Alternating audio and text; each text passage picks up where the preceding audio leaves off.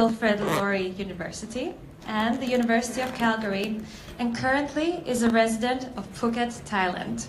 Please welcome with a big round of applause, Mr. Terry O'Hearn. Thank you. Hello, everyone. So that's a really, really tough morning to follow. Sitting in the audience, it kind of made me proud to have such strong teammates and know that there's these brilliant minds all contributing towards a common goal. And I feel humbled and honored to be part of that. So maybe another round of applause for the guys in the morning. That was absolutely stellar. So the afternoon's going to be interesting. We have less time. We have a few people that I want to introduce. I want to go through a couple of things first and talk about, you might be surprised by this, but I'm going to speak a little bit about trust. And so that's going to permeate, like Michael said, like Sunhak said, like John said, and it's going to keep being echoed throughout what we do, because we have a tremendous amount of work ahead of us related to that, and we're all going to be part of it. And so, as you can see from this first slide, and I've said a number of times that I really think that we can get to a 1 billion person trusted, authenticated network. And if we do that, that will be absolutely incredible. So let's make that happen.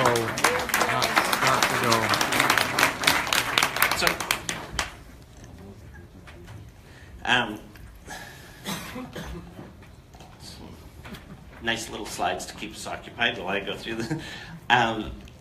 So trust. Trust is the currency of DOSCoin. DOSCoin is the currency of trust. Thanks, Andy. Thanks for sharing. Go through these a little bit. I wanted to talk about trust and talk about what it means. And probably the best place to get that answer is from a trusted source. So Merriam-Webster's dictionary makes sense. And so it's assured reliance on the character, ability, strength, or truth of someone or something.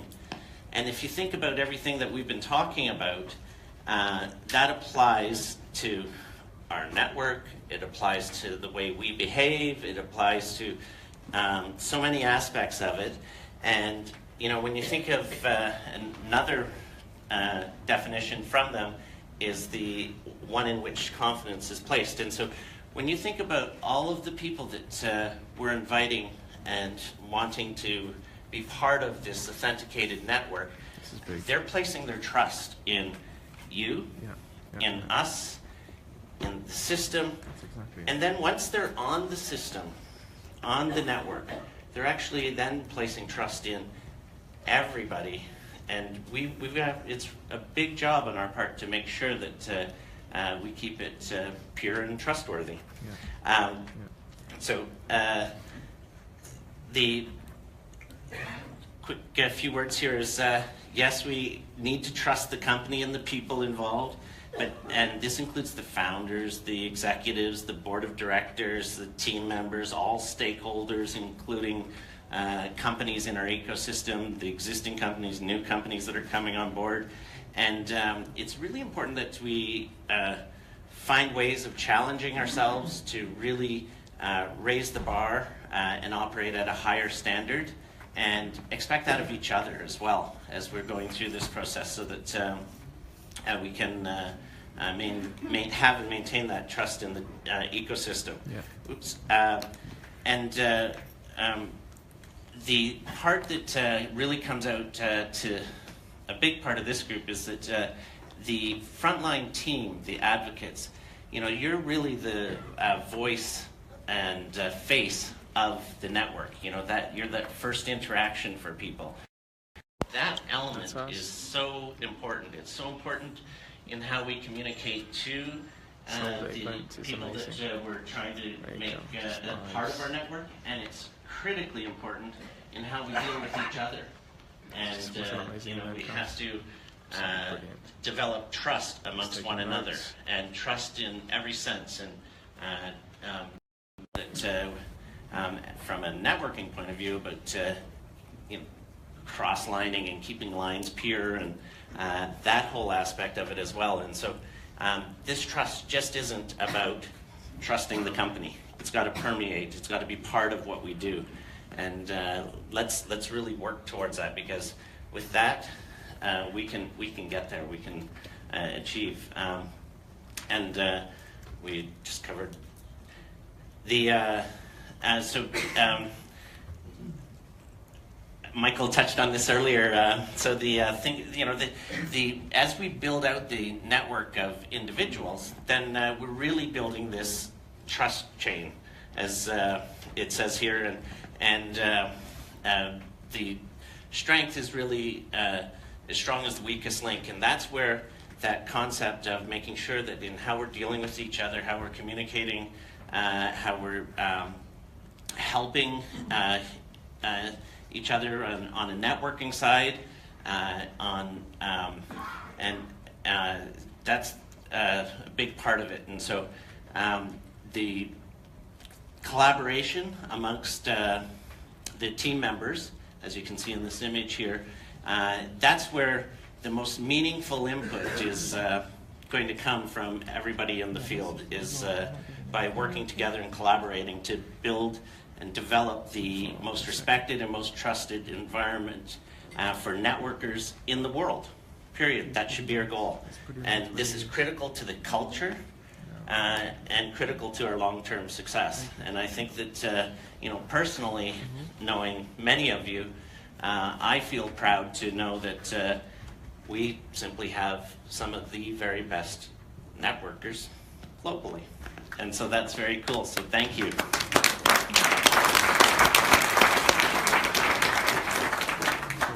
So, and if you really think of it as part of, that continued concept, Net Leaders is essentially building the world's biggest trust chain. You guys are doing that, and that's fabulous.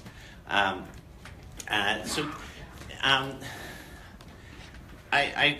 got this magazine a little while ago and started reading.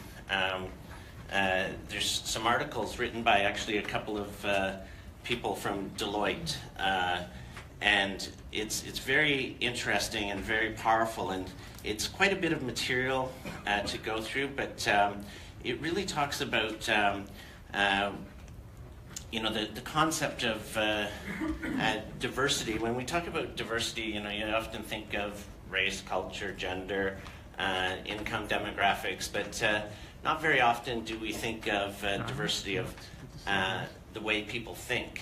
And the most powerful networks are really when you can gain an understanding of how the mind works and how other people are thinking. And when you understand how the brain can reach anyone. And this is there's 4 types of minds that this article goes into. I encourage you, and the link is on here, and I can get it to anyone. There's 4 really good articles, but it really talks about pioneers, drivers, integrators, and guardians, and the concept of how they all work together and how they're all needed, and every one of us fall into at least one of those categories, sometimes 2. And I think that as leaders, if you can take the time to learn a little bit about this, I think that you'll do a far better job at understanding your team and how to harness the strength that lies within. So that passive person that's not a go-getter, they actually really have a lot of strengths that you can capitalize on and work together as a team. And so do take time to read it. That's the link there.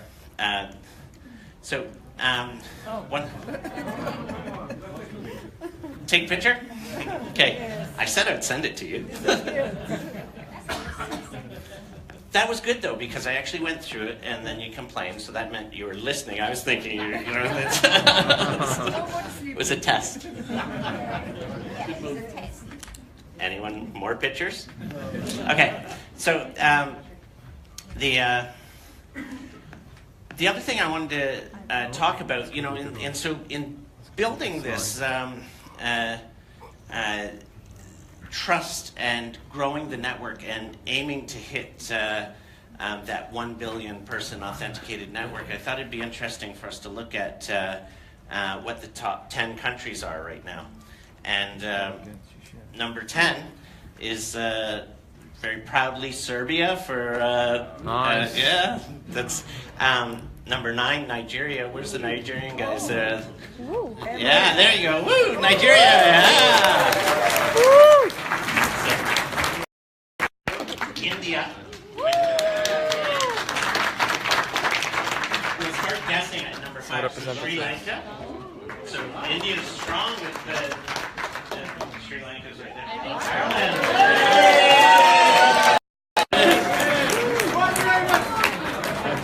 I was so wishing Canada was just slightly above, but it's not. Canada's number 20 for you Canadians out there. Vietnam. Vietnam. Who's number 4? Any guesses? UK. China. UK. Thailand.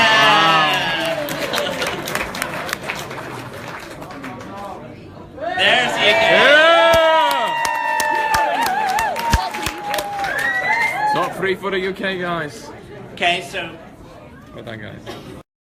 get all the Well cameras. done for everyone from the UK. Well done, guys. Well done. But Turn it off, turn it off. we're done. You told. I'm Okay, sorry, we don't Paul need anything said- else. Paul said stop at Ireland.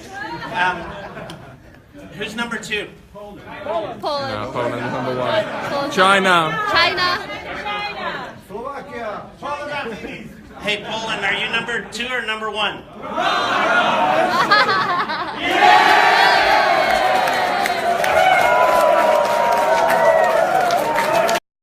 Come on, UK. We need to beat that. Easy as usual. Come on.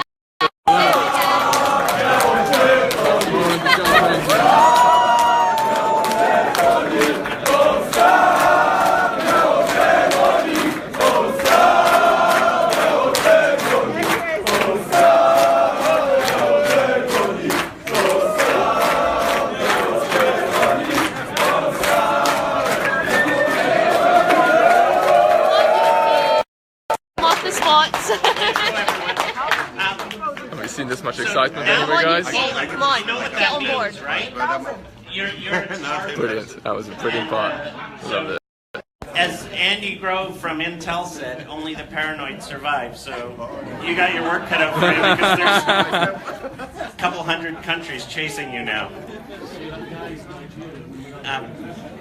So way to go. It'll be interesting for us to look at this and look at it evolve and look at it over time. But The numbers from the UK, though. I'm really so one of surprised. the Yeah, things yeah. that I wanted to touch on as well as some of the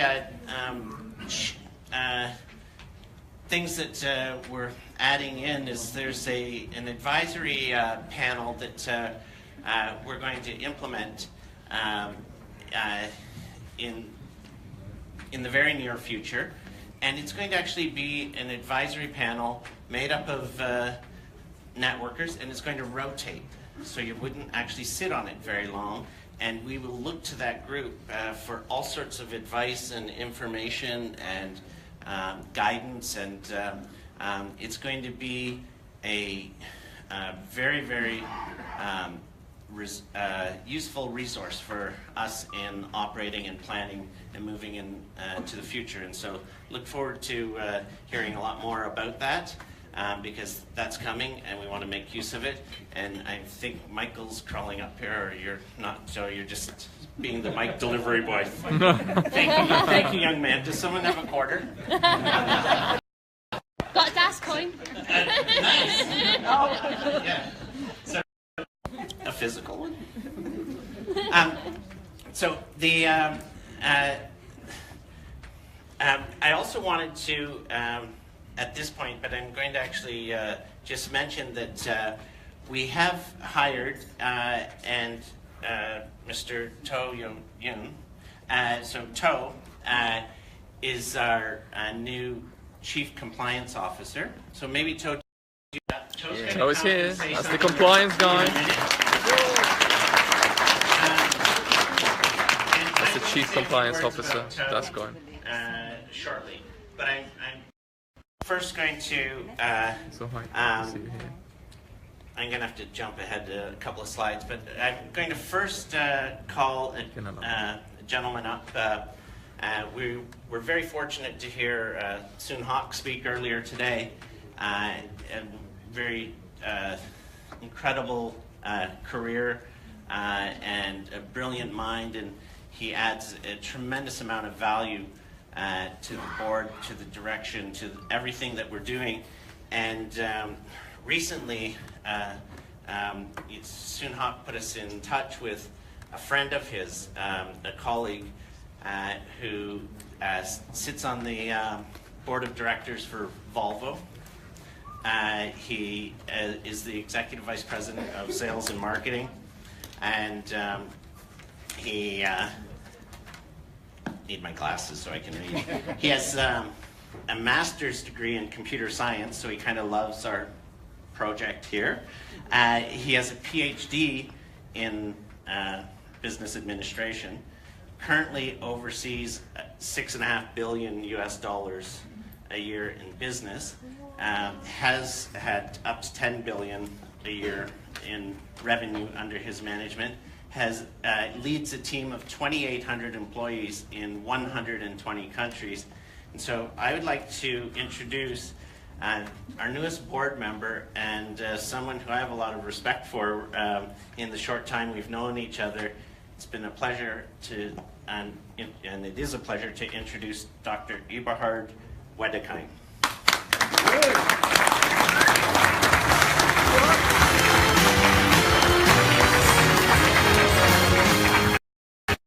Wow. Thank you. What? Yeah, hello everybody. Good afternoon. Can you hear me? Yes.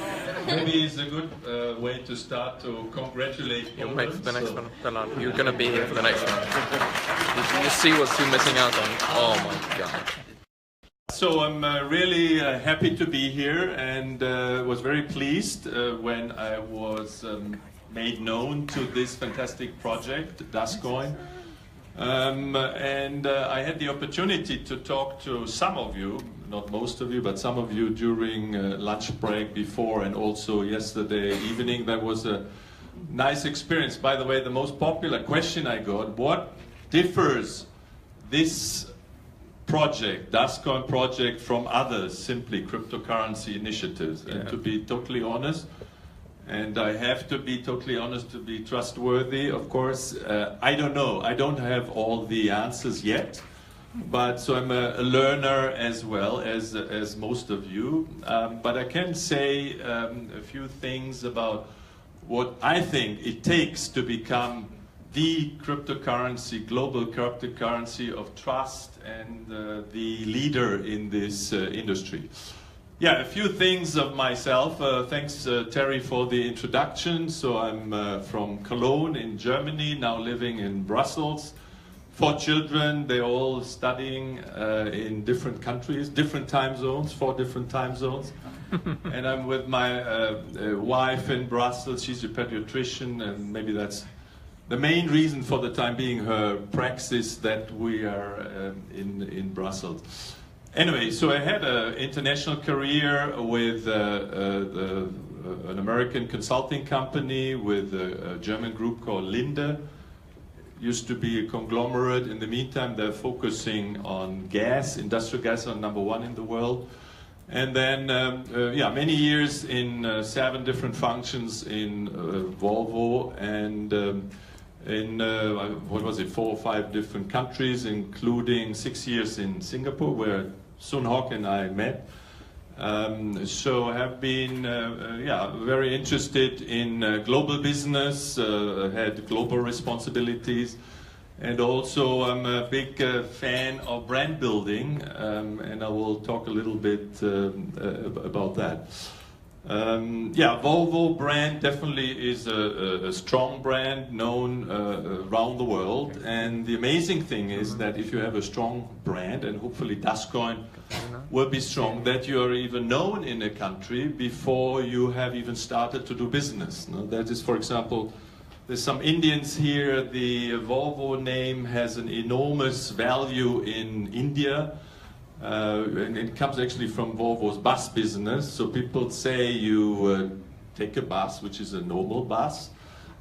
When you have a deluxe, first class bus, then they say we take a Volvo. So more or less the brand has become a synonym for the leading brand. And I think that's something to learn about as well. So I'm a big believer in an active brand building, and I was very pleased to see the agency from London and the professionalism and the way they've dealt with other world-class brand. Of course, maybe IKEA I'm probably the closest to from my Swedish heritage. The experience is, and that's something we should be all concerned, building a big brand is an exciting journey and is a lot of fun. And I think there is a professionalism in doing this which has been more and more sophisticated. And I'm sure we will do it, we will be able to do it, and it's hard work, to make a world-class brand. But my additional comments is the following. It is very possible to build a top brand, but it's so easy to lose the brand value within a couple of days. You have the Arthur Andersen experience in the audit space. The German big car manufacturer is in trouble with the diesel technology. Is an example how you can destroy a brand. So my strong belief is that it's the brand, and Terry mentioned it, but probably even more important is the company culture, the way we all work together, the way we trust each other, the way we stick to these brand promises. We really live up to the trust and not just talk about it. It's nice on slides, of course. So my mantra is 95% of all this journey is the execution, to stick to the processes, stick to the mantra of the brand, and I think that's a bit the message that we really internalize it. So whatever we have been building, this great team supported by so many people and business partners, in order to really excel and to get better and better, I think it depends on us, on our behavior.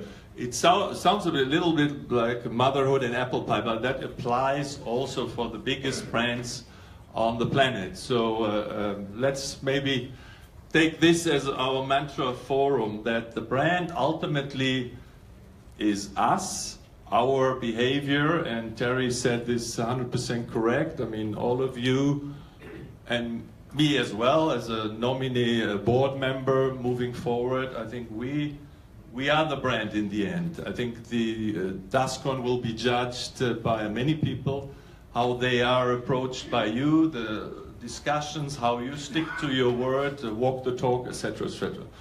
Anyway, this was my little pitch for today. So I'm, again, very happy to be here, having met everybody. And I said to Michael, I was very impressed by this morning as well, by the level of presentation and professionalism. And I think we have a great platform with Dascoin moving forward. So with that, I wish everybody a good continuation of the conference, and I'm sure this evening must be special, at least that I sense somehow. So, thank you very much. Thank you very much, Hubert.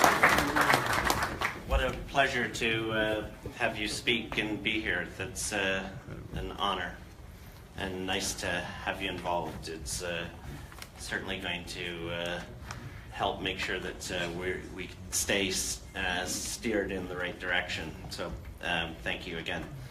So now I want to, if I know where we are, do I have my slides?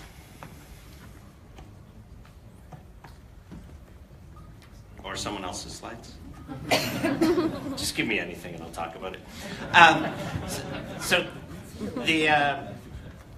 I introduced To earlier as our Chief Compliance Officer. To actually, like Soon Hock, like Eberhard, To has a brilliant 36-year career in giant corporations, and started with Mobil and ended with ExxonMobil. Oversaw 5 countries, mergers and acquisitions, project management related to the M&A activity. And To is going to add a huge amount of value in compliance, regulatory, and within our network side of things. And so really going to assist us in making sure that we can develop the guidelines and rules so that we actually have an environment, much like we want to be regulated at the regulatory level in the government. We need to know what the rules are so that we can adhere to them and get along. And so I'd love, To, for you to come up and say a few words.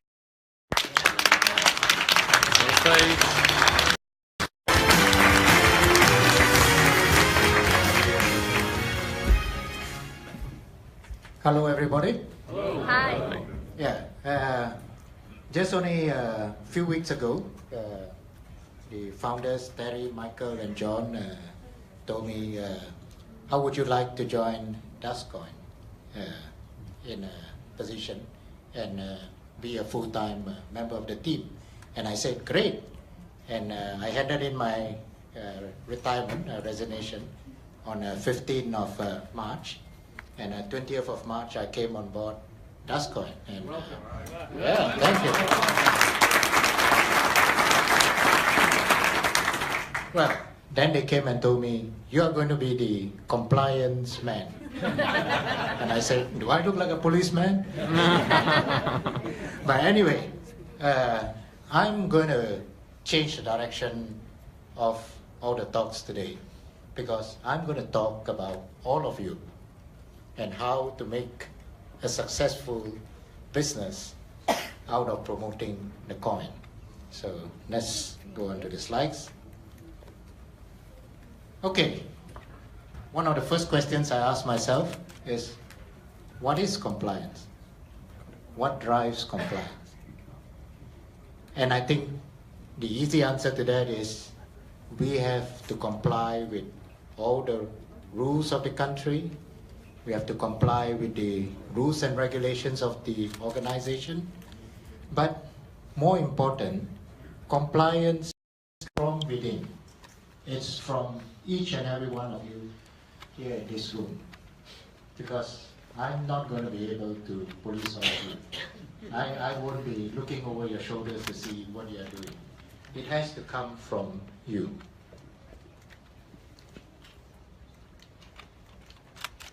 And what drives compliance? Ethics. Ethics is the driver of compliance.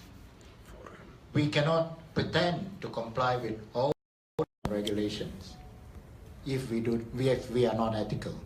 If every one of us is not an ethical person, compliance will be a difficult job. Now, why do we need to be ethical? I think this morning you have heard a lot of people come up here and say, and talk about trust. People need to trust us. If people don't trust Dustcoin or NetLeaders, it is going to be a tough job for each and every one of you here. Just as an example, will someone lend me 25,000 euros? I'll pay you all back on Monday. I promise. 12,500? Oh, just one that. When we sit across from a prospect, what we are asking from them is for them to part with some of their money, whether it's a president's package, or whether it's 12,500, or whether it's even 100 euros. We're asking them to trust us. We're asking them to pass the money to the company in return for a Dascoin license. So each and every one of you, if we are not an ethical company, and Michael has said it, we are only as good as the weakest link. If just one of us fail, then the whole group gets punished. So moving on to my next chart. We need to create a group culture because we can't do it by ourselves.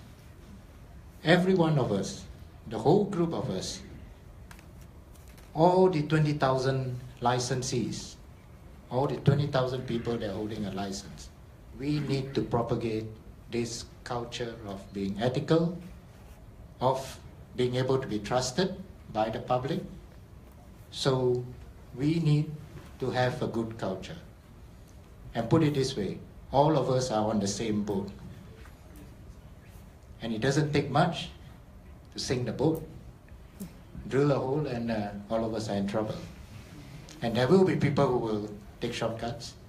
There will be people who will not observe rules.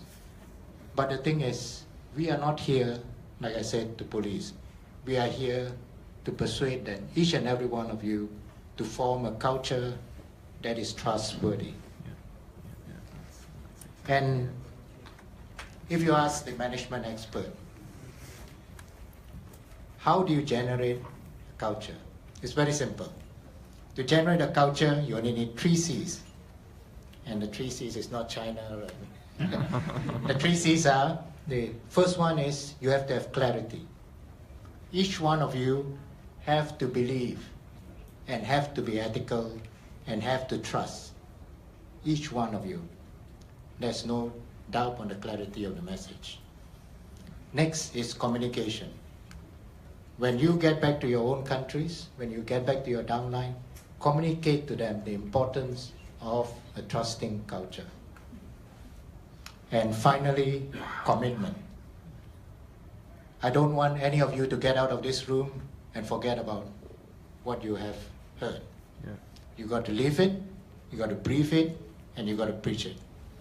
So those are the 3 C's. Remember them, because they are critical for us to form a culture that can be trusted. All of you here, that is, I think, your most important task currently. I mean, besides marketing, you have to create this culture. It's all up to us. No one will do it for us. Good culture versus a bad culture. I think we all know what the benefits of a good culture is. Makes it easier for us to market, makes it easier for Dascoin to be accepted. Bad culture, I think just now you heard, Volkswagen is an example of a good company, but due to a few errant engineers, they got a bad reputation. I mean, they were devising devices to beat the emission system. When the wheels are not turning, the emission systems meet all the government compliance. When the wheels turn, they generate 40 times more pollution than before, and they hope to get away with it. But look what happened. They brought the whole company down. The other one, BP, the Macondo offshore rig, they took shortcuts. And not everybody, just a few people in the company took shortcuts. The rig blew up. Today, 11 people are missing, not found. They spilled 4.9 million barrels into the sea, and it's not being cleaned up. Large plumes of oil on the seabed. The damage done is immeasurable. They lost about 40 over billion US dollars just because of a few people. They were charged with gross negligence by the courts. I mean, what more can you do to a reputation of a company? Yeah. So I think the message is very clear. Dascoin cannot afford to have a bad reputation. There are too many coins out there. 700 of them, probably, even more. And most of them do not have a good reputation. So how do we differentiate ourselves? We got to be ethical, we got to be trusted, and we got to send that message to all our downline, and we got to send our message to all the advocates. We have to be a trusted company. Okay, common problems faced by network marketers, misrepresentations. We promise the world and then we can't deliver. So, enticement. Now, this is more of a moral issue rather than legal issue. You go and show your paycheck or you show your bank account and you tell everyone you can make $1 million by joining the company. And the old lady that you're talking to takes a second mortgage on her house and then find that she doesn't make as much money as you do, and she takes you to court. We don't want that to happen. So don't overpromise. Don't stretch it. Brand abuse. We are still a very new company, and there will be people in the process giving talks to media, taking out advertisements. So there will be rules and regulations on how to apply the brand and what you can claim and what you can't claim. Poaching. If someone comes to a seminar like this and is invited by one of the advocates, don't go and try and get their phone number or try and get them into your downline. And cross-lining, where this happens, people give incentive for other people to just move across from one leader to another leader. It just destroys the culture. Every one of us put in a lot of effort to build our own downlines. So do not try and poach other people's downlines. So all those are, I think all of you all will understand and associate with it. So what are we going to do? We are going to come up with policies, rules of engagement. It's going to be transparent, and I'll tell you later how we're going to do it, but it's not going to be a hidden committee of 2 or 3 people who decides on what is right and what is wrong. Monitoring, we will monitor the system, through the system, abuses. Coaching, I think this is more important than all the rest, because we will depend on each and every one of you to go down and send the correct message so that we can get people to trust the company and to trust us. So you all are the coaches in this process. And there will be zero tolerance. We cannot have rules and then we say, oh, we'll overlook it this time. So that doesn't work.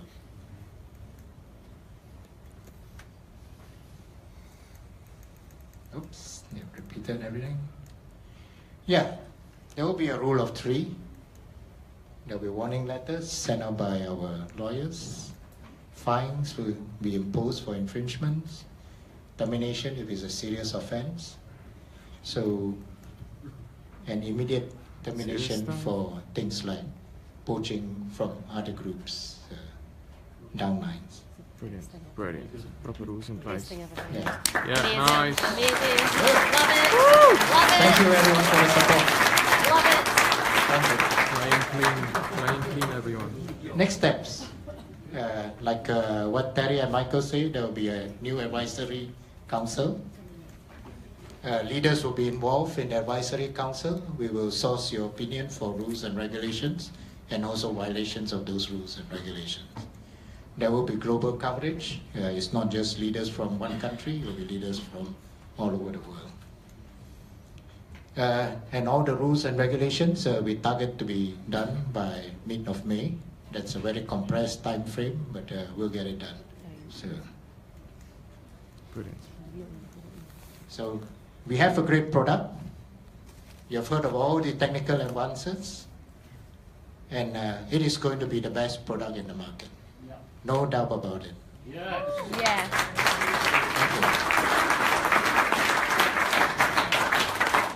And to enhance the great product, we are going to have a great culture. All of you here are going to deliver on a great culture. It is up to each and every one of you. Every one of you, I look forward to it, for all of you to form a company that can be trusted in the industry, to differentiate us from all the other currencies that are out there. We need to be that company. And everyone would have great success. Yeah.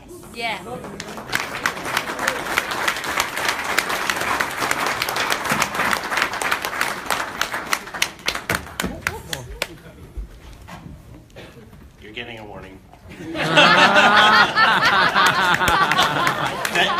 Thank you very much, Joe. That was awesome, and I certainly could not have delivered a compliance speech and got a round of applause. Yeah. That was incredible. Well done. I think it's really it's if you think of all of the things that have been introduced and all of the changes and all the how much has evolved in the last couple of months. It's you can really feel like we're ready, and that's a great feeling, and it'll be awesome having Toe's guidance in that area of compliance, and so thanks again. So want to continue the theme of coaching and more specifically education. We've heard this next gentleman speak at a couple of the events. He's become a friend of mine because Jackie, who's in the audience, and I've been to Malaysia 17 times, I think, in the last 8 or 9 months. Well, we've been on the road for the last year. KCC is going to say and some words about our education system, give us an update. KC, for those of you that haven't heard him speak, he's a very successful businessman. He's got a very, very successful network marketing career. He's got a very strong background in education and training. He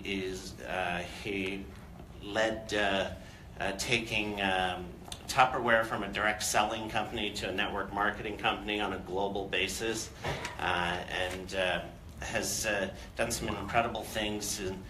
He is an accountant, used to work with Ernst & Young. Then he saw the light. Sorry about that, my friend, the accountants over there. And so I would love for KCC to come up and say a few words, and thank you. Amazing. Wow. Another industry legend. Thank you. Good afternoon. Before coming to Dascoin, I don't have a single Polish friend. When I joined Dascoin, I suddenly found that I have a lot of Polish friends. And I want to ask you, who are my Polish friends? All right, hi friends.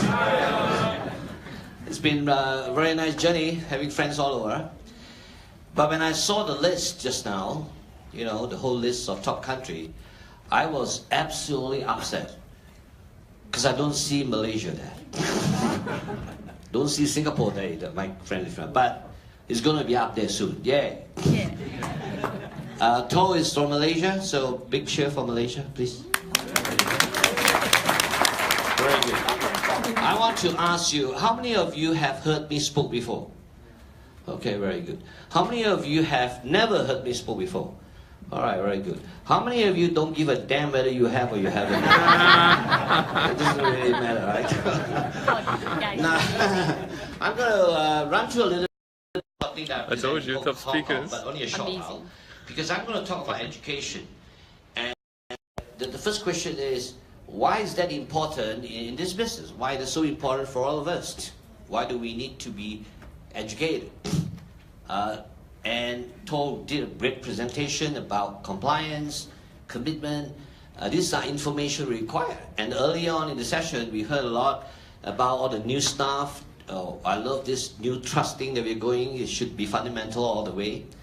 All these require us to know in depth a couple of things in organization. First of all, compliance requirements. Secondly, the culture that we need to set. And everything else is just success after that. All right? Now, your most powerful weapon in this business, your most powerful weapon is not declared by Neville Marketer, is declared by a very famous man, which I have great admiration for, Nelson Mandela. He said, education is the most powerful weapon which you can use to change the world. Everybody say what? World. Are we going to change the world? Education. All right, that's what we're going to do. And what we're going to use? Education. Can't hear you. We're going to use education. Yeah. So, everybody turn to your neighbor and point at your neighbor and say, you can change the world.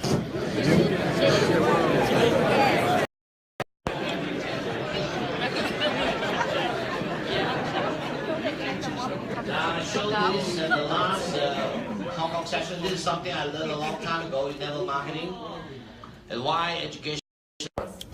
And as we go out there to build our network, prospect for new people to join us. Yesterday I met some people from Suriname. I've never been to Suriname. And I met a Suriname lady who has a Chinese name. Jennifer Chin. I mean, she doesn't know Chinese at all. All right. So anyway, I was asked question as to, what is the common challenge? We go out there and build a business. Commonly, people will say, oh, another of those scams, another one of those coins, So there are a lot of challenges. Why? Because if we go out there and start talking about what we have, our product or services, you are seen as a what? A salesperson, agree? All right. Yeah. So, do you trust salespeople? No. All of you are in sales, though. If you go out there and talk about a great solution you have, they see you as a solution provider. If you go out there and talk about certain problems they identified, you are seen as a consultant. Do you trust consultants? No. They just con and insult you. That's true, yeah? Con and insult you. I suggest that you go out to the world and what? Educate. Because an educator, of all the 4 positions you take, is more trusted than the others. So the question is, where is the lowest level of resistance? Obviously, this is the level that we should start with. Go out there and share. You go out there and give information. And the more you give, the more you shall what? Receive. Receive. Very good. The more you give, the more you Receive. So we'll think of going out there to educate people without any particular expectation that people will always come into your business. I met some Polish friend who asked me, he ran out of context. He got 300 people. How he built his prospect base. I said to him, it's very simple. Make a new friend every day. Make a new friend every day. Just go out there every day and make a new friend. If you don't make a friend that day, don't go home. Don't go home until you make a new friend. Now, if you make 300 friends in a whole year, you don't have to have all of them join you. Agree? Yes. Otherwise, you will end up in the list there. Even if 60 of them, how many? 60% talk to you about the business, it's already a good number, yeah? Yeah. But you go out there not identifying every single person that I want to recruit this person, I want to recruit that person. Think of sharing. Think of educating. Think of going out there to share a wonderful idea that we have. Do we all have a wonderful idea? Yes. Yes, so that's what we want to do. Now, if you educate people enough, they will ask you more questions, and eventually it gives you an opportunity to talk about that's going. And that's what it is. So, the pyramid of prospecting, start at the highest level. So I want to suggest to you, educate, not convinced. Everybody turn to your neighbor, give him a high five and say, educate, not convinced. Educate, not convinced. With your hand. Alright, very good. High five. I'm given the task to build in education into DASCON. And it's been an interesting journey, working from different locations. So this is some of the things we have came up with. Plans, and I want to make sure all these things are implemented, but plans are still plans. The first plan for the Net Leaders education strategy is the Net Leader online system. That's the first part, which will be on the website. The second part is the Net Leaders presentation tools. So they make the whole idea of you going out there and talk to people a lot easier. And the last one, which is new, it's in the plan, it's in dotted line, is to set up the International Blockchain Research Education Center. Say wow. Ooh, wow. All right, I'll tell you a little bit about what that is. Whoa.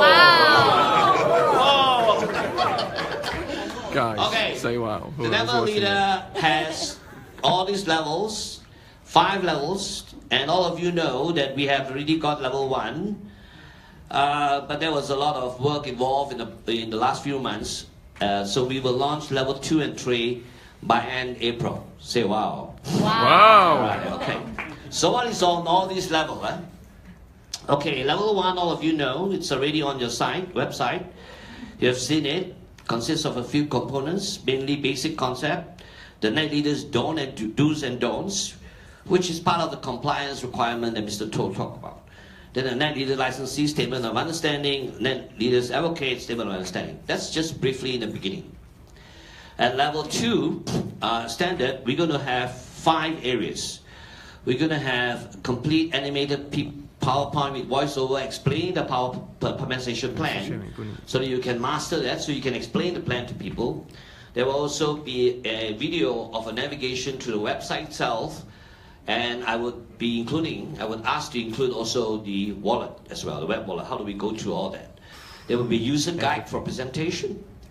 Very shortly, you will have a presentation tool, but there will be a user guide how to use the video together with the questions that you need to ask. There will be some knowledge on cryptocurrencies and also on money that you need to do. and monetary system and possible level 2. Hi guys, this is Level 3, advanced. We're going to go into detail of the DASCON ecosystem. Mike to a very interesting diagram, and what we're going to do is to get down to details in terms of explaining that to you. The other area is also the common concerns. Now, when you go out there and talk to people, you will face objections. Do you face objections? All right, you'll face people giving you all kinds of reaction and rejections. So what is important is to teach your downline how to deal with that. How do you answer that without creating any conflict of any kind? Yeah, and more information on cryptocurrency. The next level is the coaching level. At this stage, a net leader would need to learn how to coach, and we will provide you with a system on a video learning point. We will also start talking about how to use online methods to grow your network, and further more information about cryptocurrency. I think by the time we finish, you'll probably get a degree in cryptocurrency. I think we're talking to our friends in India who is talking to universities who will look into actually certifying or accrediting some of these programs that we go through. Can you imagine we will be the first group of people out there on cryptocurrency that holds an education certification in cryptocurrency? Say wow. That's wonderful, right? So a lot of things in stake, a lot of things to do. Just keep on looking. The last one is the ambassador. Now this one we haven't get down to detail, but I'm going to suggest that maybe every 3 months we will all get together somewhere and do a leadership camp. What do you think? Yeah. I'm going to suggest. Wow, that's fantastic. Because while we have all this online learning, it's also useful to connect with people, because you all have to build what? Brand. Build what was the big T word? Trust each other. And that is the important part of this whole whole community that we are building. All right, so these are the various levels that I want to share with you. Now I only have a few more minutes, so I'm just going to run through very quickly. The other thing is the presentation tools. This is proposed and presented. finalized in shortly. There are 2 videos we want to do. One is the customer presentation, and it will consist of 8 parts, and I'll just roughly go through the 8 parts with you. So the whole presentation will consist of 8 parts, followed by the final action that you want the person to take. So you talk about the issue, the problems faced by the monetary system, the idea, which is blockchain and cryptocurrency. What are the 4 criteria for cryptocurrency? Then you propose the Dogecoin ecosystem, the benefits, provide facts and testimony necessary, and then start talking about buying the software license, and then action that you need to take. At this stage, you will start asking some questions as to what is interest. Some people will only go as far as just becoming a customer. But then there will be some people who are interested to know more of the business. And it's important to ask, would you be interested to listen to how you can come into this business? If the person say yes, then it will legitimize you to talk about the business, which is the advocate presentation. Here is just talking about the land leader's business, the software license pricing, how the license work, and very importantly for you all is to master the explanation of the compensation plan and how do we enroll. And then you walk through the website a little bit to show him how he can register. And finally, very important is the next 14 days, do's and don'ts. A lot of the time, when people get excited about something, they want to do this, they go back and they talk to their spouse, right? And talk to the spouse. And what does the spouse normally say? No. You the spouse. So sometimes your over-enthusiasm go out there, you're not ready to explain things to people. You're going to face a lot of negative. And negatives from your own family is the worst. Do you agree? Yeah. So we have a system how in the next 14 days, how do you overcome all these challenges that we normally will face in this business, right? And then of course, once you've done that, then we basically address any more concerns we have. So this is roughly the format we're going to use when we develop the 2 presentation video. So you don't really have to spend a lot of time explaining this. You talk to somebody interested, you just show a video, and you just facilitate the video. Does it make sense to you? Yes. It's a lot easier for you to do the business, right? So this is what is planned out, and we're working on this. I'm working with Alex, who's not here. The next thing is the International Blockchain Research Education Center. The reason this idea came out was to realize there's a lot of people out there, the moment you say blockchain, the moment you say cryptocurrency, it turns negative. Do you agree? Hello? Yes. Yeah. We want to be the positive force. The what? Positive We want to force. go out there and add some positivity to this whole thing that we are doing here. And that requires education. So one of the ideas is to set up a separate center, International Blockchain Research and Education Center, to impact the points of influence, impact those points of influence. And if we can impact those points of influence and to add to that, build a brand, that will enable us to get better reception and more positive reception along the way. So the mission is a non-profit research center set up to promote the research and education of blockchain technology and cryptocurrencies to the masses, and how it can positively impact economy, financial markets, and the world in general. The aim of the research center is to establish and promote blockchain studies in academic settings, right? And this will be supported by Dogecoin. But the organization stands independently as its own, so that we can put the dotted line between. And activities, I think you should be excited about activities.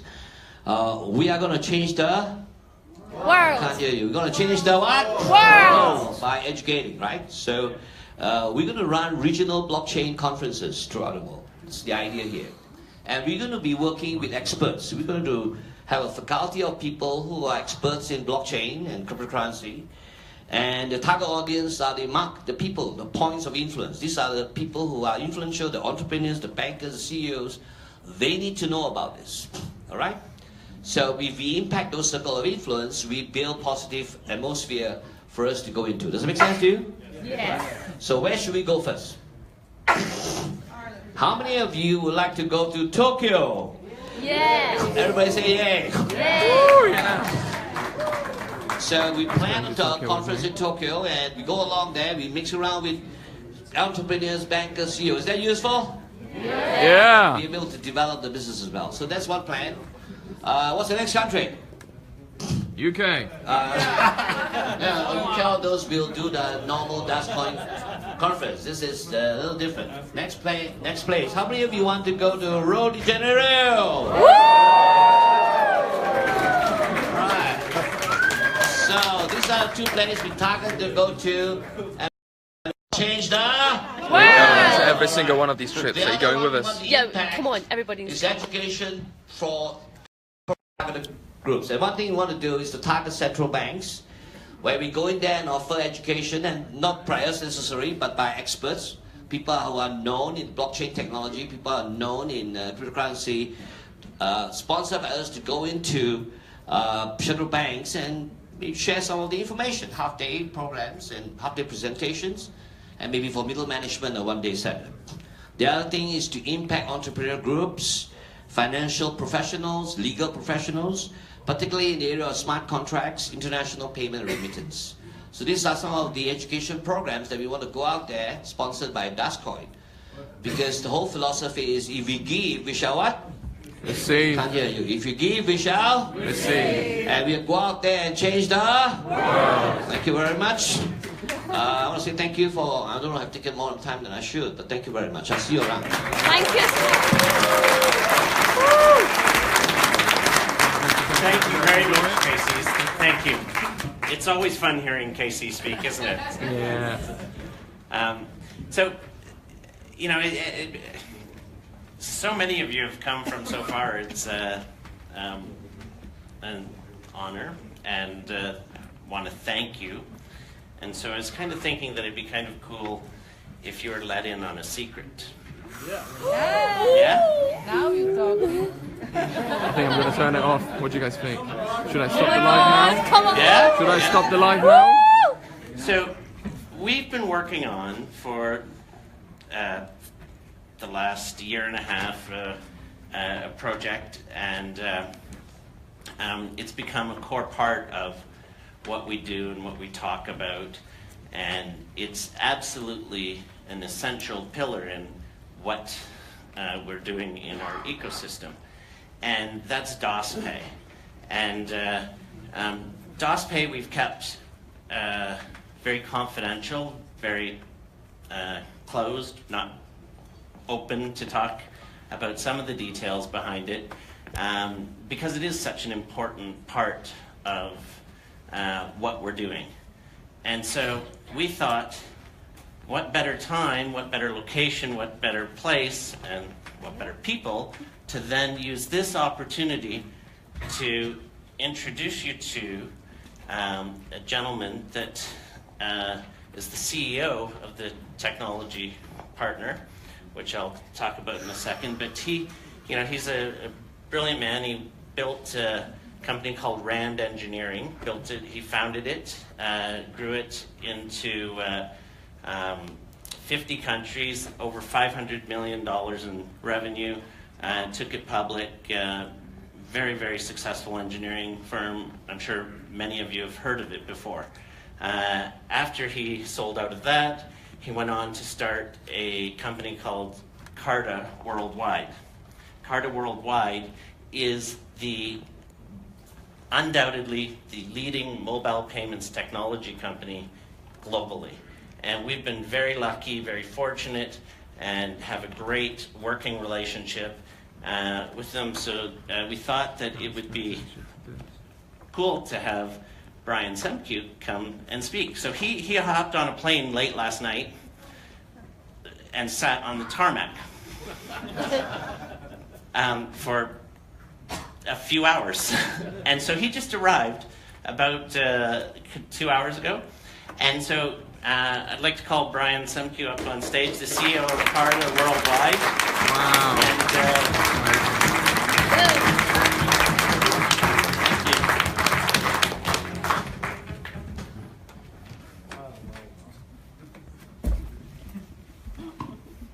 Okay, how do we make this go? Okay. Well, as an engineer, I've been involved in I'm a software guy, and I solve a lot of problems. I've been thinking about solving a lot of problems, and normally I speak to rooms of men, but I see there's a lot of women here. Lucky for you, I've been married for 35 years, and I have 4 daughters, so if you ladies feel that you need to finish my sentences, don't worry, I'm used to it.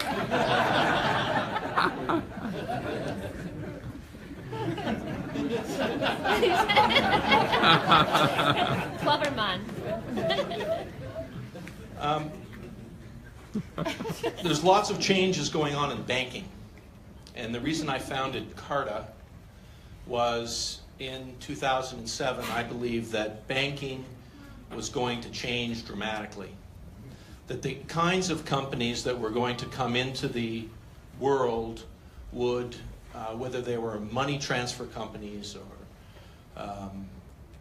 new, in this case, new currencies, there would be a lot of new methods, and that the traditional banks that have been around for decades and decades and decades, the way they were going to do business was going to be under siege by many, many new kinds of fintech companies. And the other thing that was going to change was payments, the way people purchase things. I believed that those things were going to change, and I believed that over time you would see lots of new entrants into the market, and that people would largely use this mobile phone as their primary method of conducting commerce. Those are the 2 theses behind which we founded our business. And what we are is a processor of transactions. And so very simplistically, to tell you what it is that we do as our core deliverable is when you stick a credit card or some kind of payment device into a point of sale machine, and that signal goes off to your bank who have given you that card, we are the people there that sit on behalf of the bank that says approved or declined that transaction. That's what we do. We approve and decline transactions on behalf of financial institutions. So no one really knows us. We sit underneath all of this. We're plumbers. We're electronic plumbers, and not very sexy, but it's very important stuff.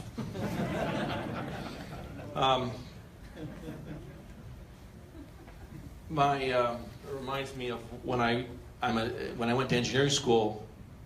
My civil engineering professor said to me, and we were learning how to design sewer systems. He said, "Look, it may be shit to you, but it's bread and butter to me." So.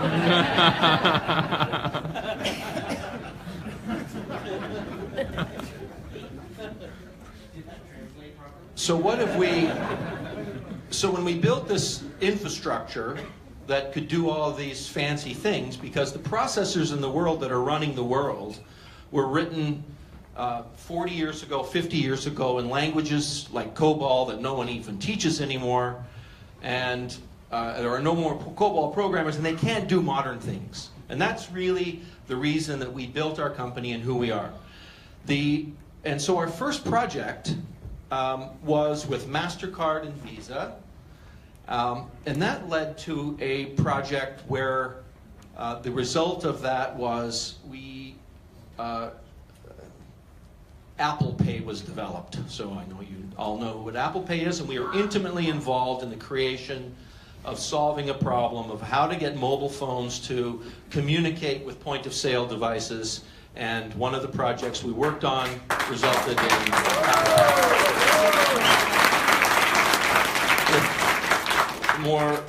if you are in any Spanish people here? No Spaniards? No. How we got people from UK, Netherlands, Germany, Italy. Anybody from those countries? All right. In those countries, there's a small telco there called Vodafone, who are bringing out a product called the Vodafone Wallet. And so if you went and got that product, you could load in a number of different credit cards, a number of things. We built that product for Vodafone. So we are the underlying technology of us. They hear Apple Pay, they hear Vodafone. Knows us. So Vodafone that's our brand. There's another little company that we've recently been working with to allow them to gain access to the world's point-of-sale devices. Maybe you've heard of it. It's called PayPal.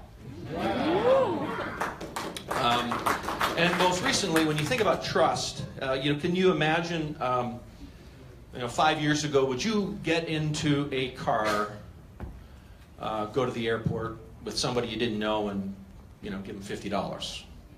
Probably wouldn't. So there's this new little company that's come onto the market called Uber, which you now trust the idea of getting into a car, giving somebody you don't know some money because they've built a system of trust. And we have that's been our most recent project. And now our sixth biggest project that's coming along is we're going to solve.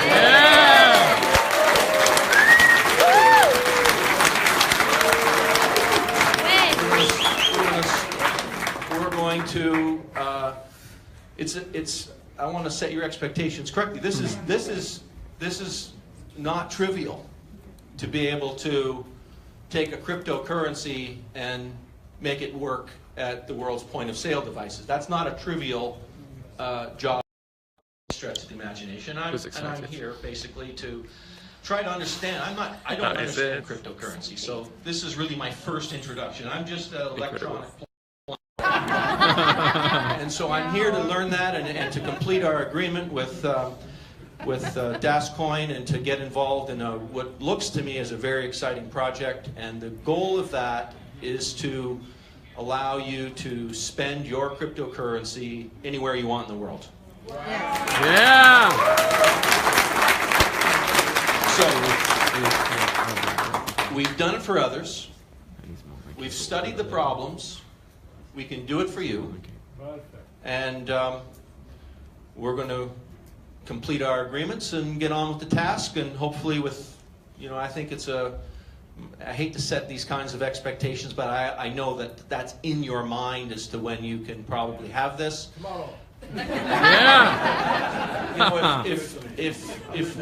The fastest that I can see us doing something would be before the end of the year. The fastest. That's when you put your rose-colored glasses on and look for that answer. You can do But it. I think this time next year is a more likely time frame to. Brilliant. Because it's we've already had these sort of compliance and regulations, and it's really tough. The anti-money laundering laws and terrorism and all those things come into play here, and so the technology actually isn't the hard part. That's the easy part. The technology we've already done. We can build it. It's making the technology work inside an extremely difficult compliance world, and every country is different. That said, we will succeed. Yeah.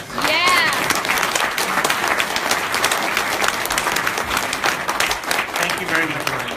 That's great. Isn't that awesome? Amazing. So, what a nice treat, and thank you again, Brian, for coming. I have to point out that Brian's Canadian.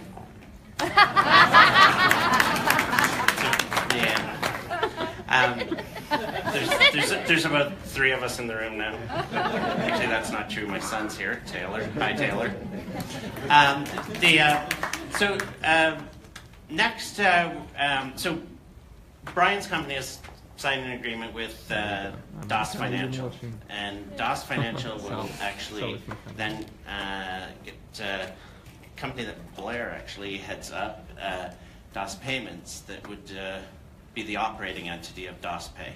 And actually that flows very nicely in, Blair's going to talk about blockchain, about DOS Pay a little bit, I think, right? But he's got a number of interesting things to say, and I think, does anyone not know Blair? Guys, share this right now. Blair is about to come on stage. Oh my God! Everybody can listen to gentleman this. who Blair shared is awesome. He thinks you're cute. So Blair Baker, everyone, why don't we give her a round?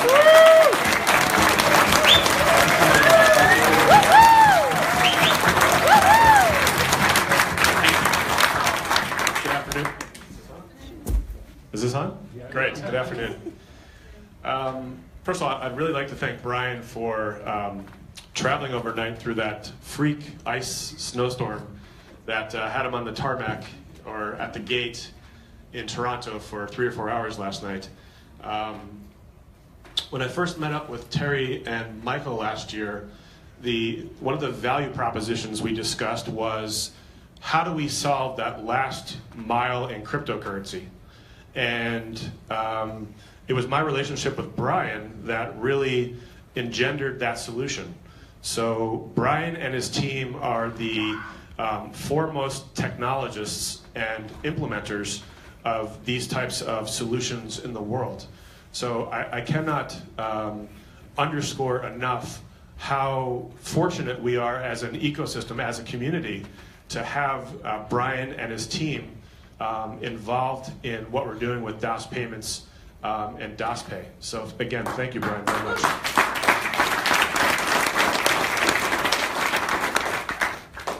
I think, well, yeah, let's just cue that back. Welcome to the country of Uganda in Eastern Africa. Like many parts of Africa, Uganda is a land of striking contrasts. But not everything here is this black and white. We have Lake Victoria, the second largest freshwater lake in the world and the principal source of the River Nile. Our vibrant culture validates some of the stereotypes about Africa while shattering others. Our capital city, Kampala, is home to more than 2 million people and is nestled between 7 regional hills. Kampala is a bustling metropolis and has been ranked as the best city to live in East Africa. It has universities, sports teams, nightlife, shopping, and many things that most of the world has never seen or tasted before. Meet Gertrude Njuba, co-founder of Blockchain Africa, a fintech company focused on developing blockchain use cases and real-world solutions for the public and private sector. She is also senior presidential advisor and a government official working on land registration issues. We depend on land a lot. People work on land, they spend all their lives on land. It's not like in the first world where people live in the cyber world. We live on land. So people come in my office like patients go to hospitals. Nobody comes with a happy face. Either side is saying this is the right title, this is the right title. And you don't know how it came about. Usually it's because somebody in the registry made a mistake. January this year, I attended a summit in Hong Kong which talked about blockchain. As explanations went on, I saw that Uganda needed blockchain technology for many things, but most of all for the land registry. Meet Professor Eriabu Lugujo, the Vice Chancellor of Ndeje University, the top private school in the country. His university is home to more than 8,000 students. And he has many ideas on how blockchain can improve their academic record keeping. The private university depends on tuition, mostly on tuition. Some students come here and they say we have paid in the banks, and yet they haven't paid. Or they bring in forged receipts.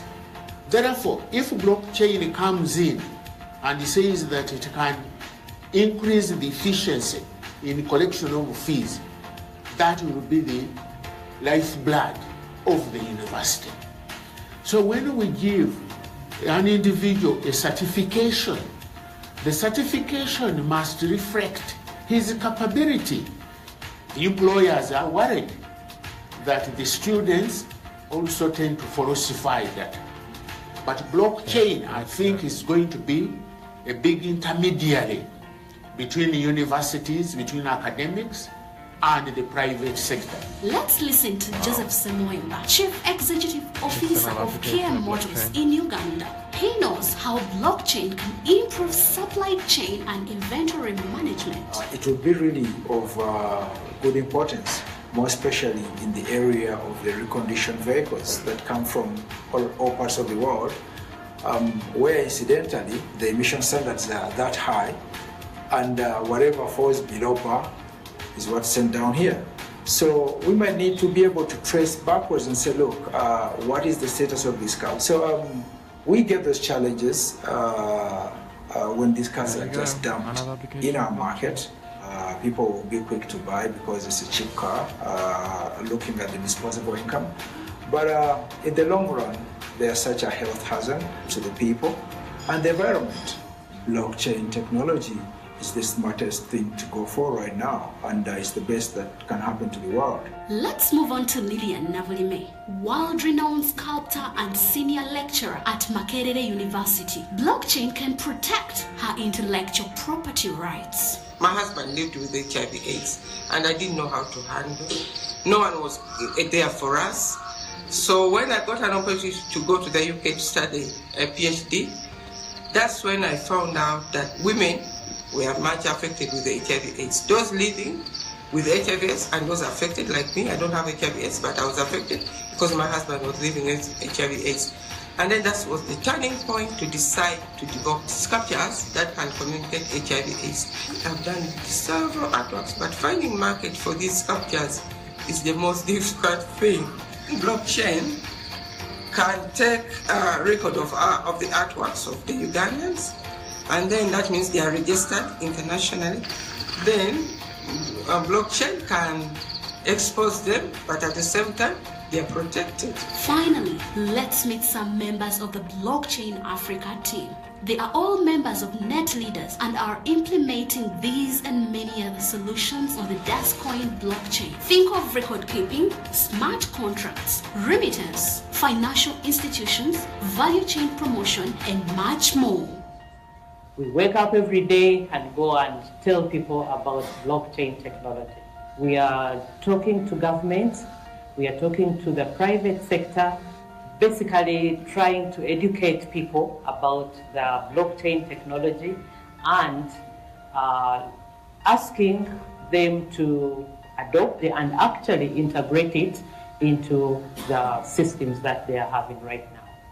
We expect that this technology is going to add value to everything that is coming out of Uganda.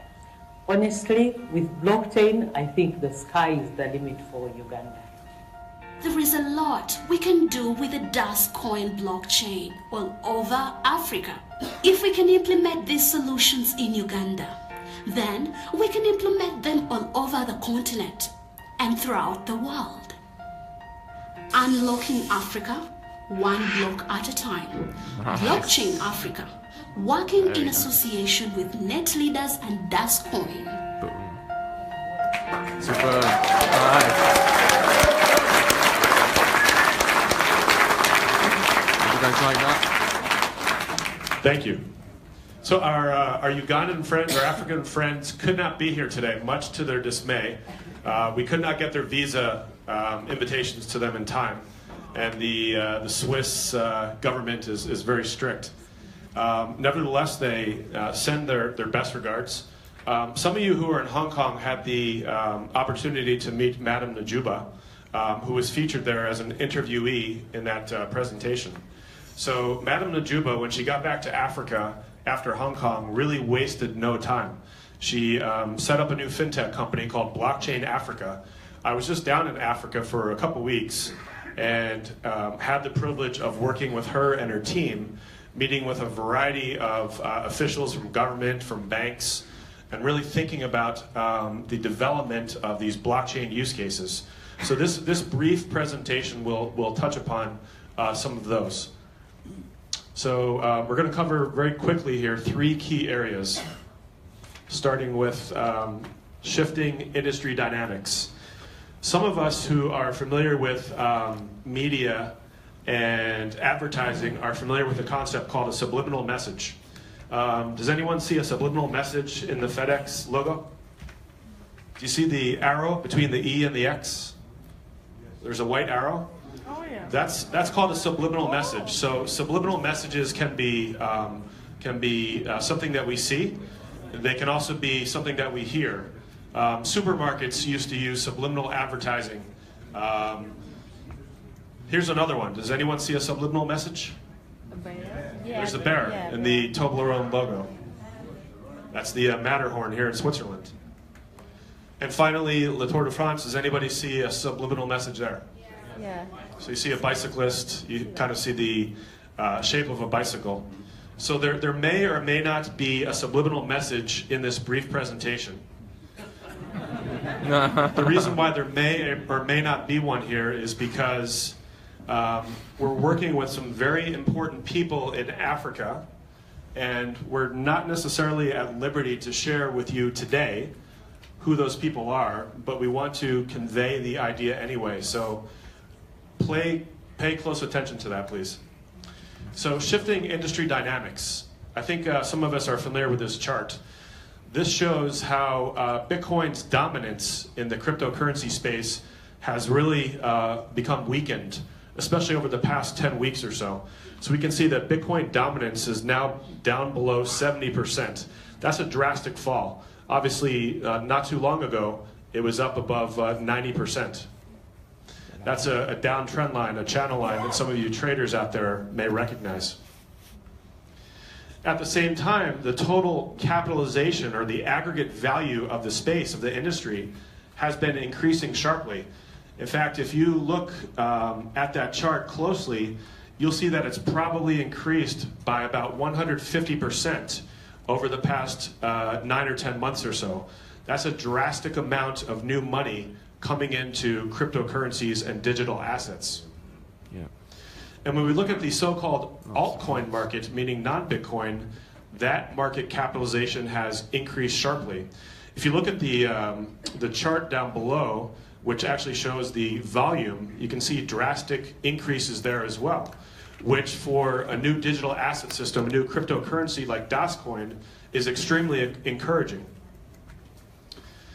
So we've seen a drastic shift over the past 10 or 11 weeks as a result of some things that have been taking place in various jurisdictions. People's Bank of China tapped the brakes on the cryptocurrency industry in early January. There were a couple reasons why they did that. So if we were to look at this chart in early December, we would have seen the Chinese exchanges up at the top of the league tables. Now they're at the bottom. And as a result, the Chinese renminbi is no longer the most traded currency against Bitcoin. We can see that the Japanese yen and the US dollar have taken those top spots. So now, this was taken a day or two before, Japanese yen is involved in 41% of transactions, US dollar in 33%. So you take those two fiat currencies, they now are comprising 3/4 of all cryptocurrency transactions in the world. That's a dramatic shift in less than one business quarter. So not to get too technical, but People's Bank of China, right before the Donald Trump inauguration in the United States, wanted to prevent the Chinese renminbi from breaking that psychologically important 7 level. So they went out to the crypto exchanges in China and they said, well, we're not really so sure you're following KYC and AML regulations. So we're going to keep a closer eye on you. And of course, that's when Bitcoin came off $200, $300 in a single day. So we can see how government policy changes and intervention from monetary authorities have really changed the dynamic in the market very quickly. So prior to that, the Chinese market controlled something like 95 to 98% of Bitcoin. And recently, I saw that figure was at 19%. That's a drastic shift downward. At the same time, trading velocity, the number of transactions, is soaring, which means there's a lot of liquidity in the market. The number of transactions, as I just said, is appreciating sharply. And at the same time, as all of us are aware, the level of difficulty inherent in mining Bitcoin is really rocketing. And the box over here represents the middle of December when I gave some remarks in Cork, where I made some bold predictions. And over the past 3 months, I've identified some points where the market was going to head. This is Bitcoin against the US dollar. Now, those circles actually represent the points that I identified ahead of time. And the point here is not that I identified them ahead of time. The point is that there's ample liquidity in the markets where one can actually utilize quantitative methods to identify where the market's going to go. If you go back and look at the WhatsApp chat groups, you can see down to the dollar around March 11th or so, March 10th, right before the Winklevoss SEC announcement came out, down to the dollar, I noted where the high and low would be. And that's only possible because there is enough liquidity in this asset space, this asset class called cryptocurrency.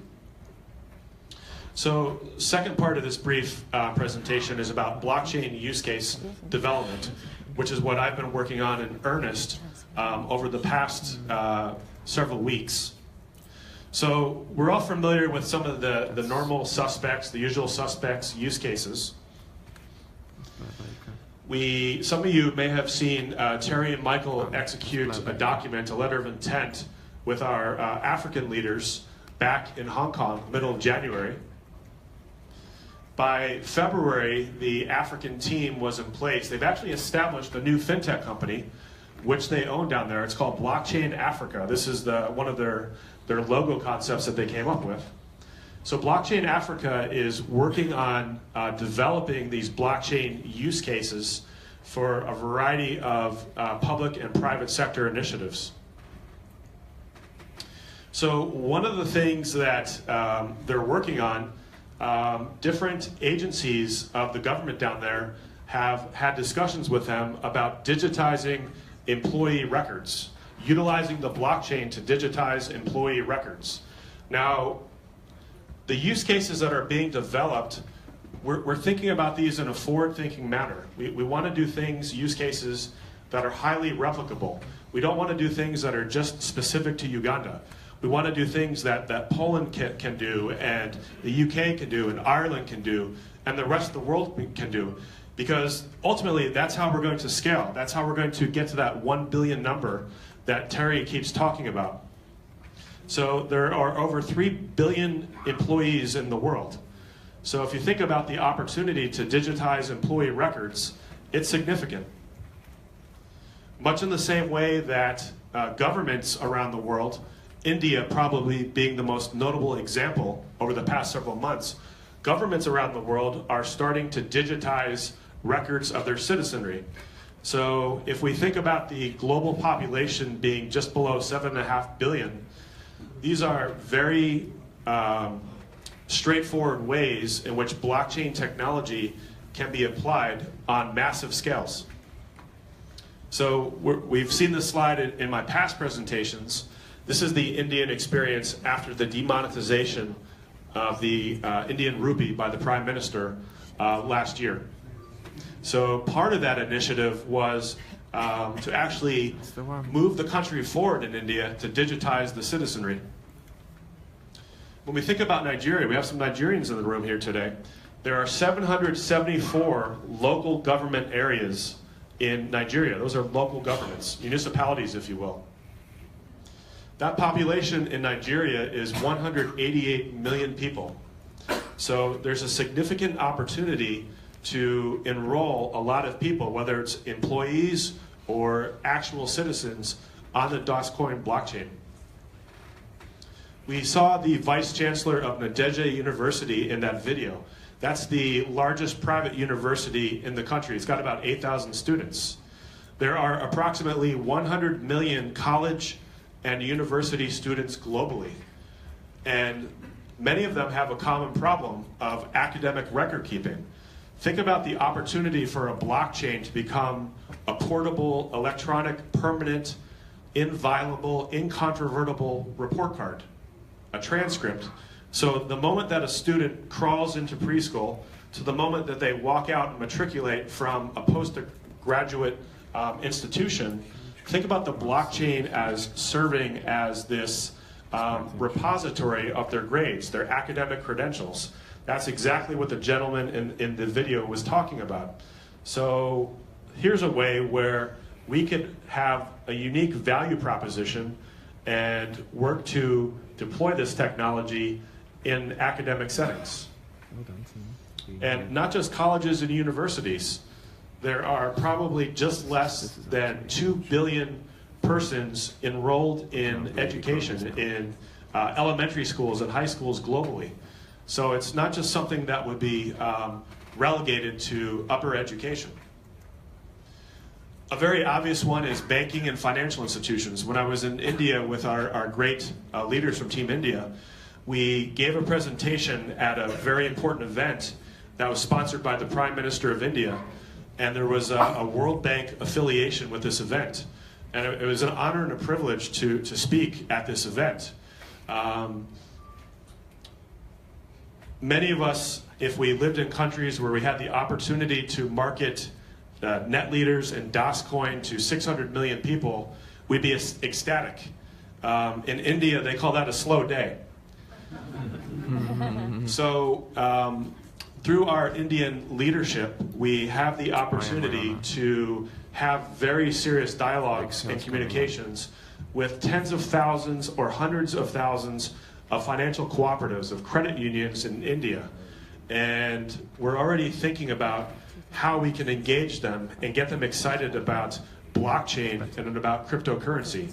So there's another potential 600 million people that can be enrolled. I'm very happy to announce that the Ugandan team has decided that they will form and are forming a new financial cooperative, a new credit union. And this new financial institution will become the first financial institution to actually partner up with net leaders and DOSCoin to distribute blockchain technology.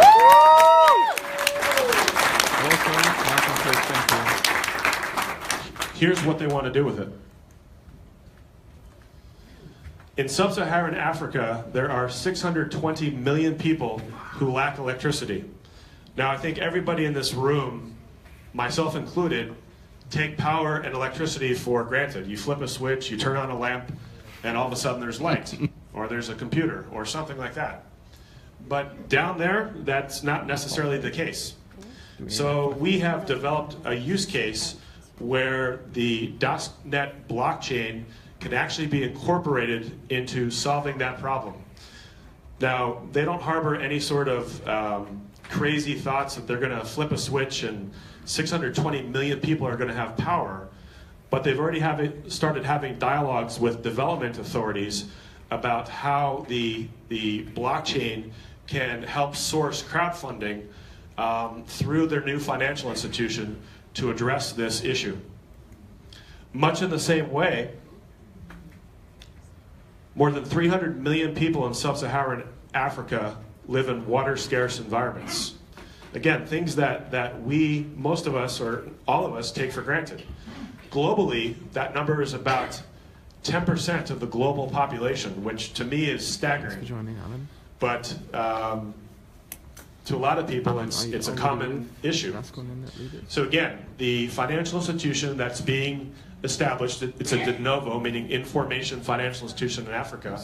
This is one of the places they want to get to. They want to address not only power and electricity, but also water. Again, if this can be done in sub-Saharan Africa, and there are literally hundreds of thousands of credit unions and financial cooperatives globally, then we have a massive opportunity to deploy blockchain technology and make a positive impact in people's lives. It's not just about making money. It's about social impact. And that's something that we are focused on with the blockchain. Finally, with regard to blockchain, there's a big global movement afoot regarding food security. People want to know, where does their food come from? Is it produced in a sustainable manner? Is it done with fair trade? Is it ethical? Uganda is one of the world's largest coffee producers. It's a top 10 global producer of coffee. It's the #1 rated coffee exporter in Africa. So we met with the Ugandan Coffee Development Authority and with some private sector coffee participants, and we thought about how can the blockchain actually be applied to this type of issue. So if you have a blockchain which can store information, and you have an authenticating or validating partner who can confirm that something is done in a sustainable fashion or that the coffee is actually produced organically, then you have something of immense value. You have something that can be added to the supply chain and work to improve exports from a particular country. And again, it's not just doing this for Uganda, it's doing this for other countries around the world. We had some meetings in India. We have a unique opportunity through our wonderful Indian team to do these for various agricultural commodities in that country. And we're already developing these use cases. So that was your subliminal message. I can't go back. So conclusion of this part, we need to pick our blockchain battles. We don't want to be all things to all people necessarily. We want to think about how we can deploy blockchain technology to enroll that 1 billion member mark that Terry has alluded to since last year. So education, government, financial institutions, land titles, exports. These are all things that demand further attention. And finally, very briefly here, just moving on to the third part, Brian was kind enough to share his amazing background with us regarding digital enablement and processing. There are only 2 key points I want to stress here. Why is digital enablement of vital importance to us? Well, if you look there, you can see that there are 5.4 billion people on Earth with a mobile phone. That's more people who have electricity, bank accounts, running water, cars, and landlines.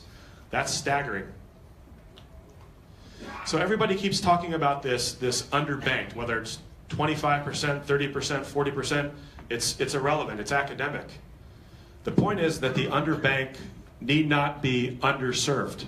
So on the left-hand side of this slide, we have a regular mobile telephone. It's not a smartphone. On the right-hand side, of course, we have a smartphone. So the point is that the solutions that we're able to adopt through the innovative technologies of Brian and his team do not need to be limited to just smartphone technology. In other words, that addressable market globally is actually 5.4 billion people. That means there's 5 billion people that we can touch potentially with DOSCoin and digitally enable their mobile telephones. That's a very large addressable market, and I suggest to you that no other cryptocurrency in the world has this ability. Finally, again, about 75–80% of the world is not on smartphones. And this is probably 150,000 or so globally. But when you think about working over the rails of your major global acceptance schemes like Visa and MasterCard, you're talking about being able to touch more than 60 million merchants around the world. That's a staggering number. So compare 150,000 merchants with over 60 million merchants. That opens up $20 trillion in annual spending opportunities from global consumers. Thank you. Wow.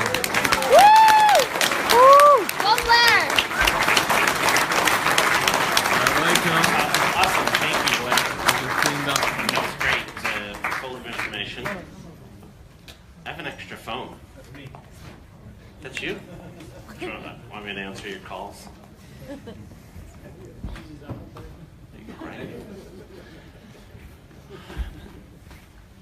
So we're about we're 5.25 hours into a 5.5-hour day. It's been kind of full of new information and kind of cool. Like But there's more. You guys enjoying this so far? So, I want to looking to do some reading on this one. I want to introduce you to someone. Another project that we've been working on to make sure that we're ready and that we can scale and do all the things that we've been talking about.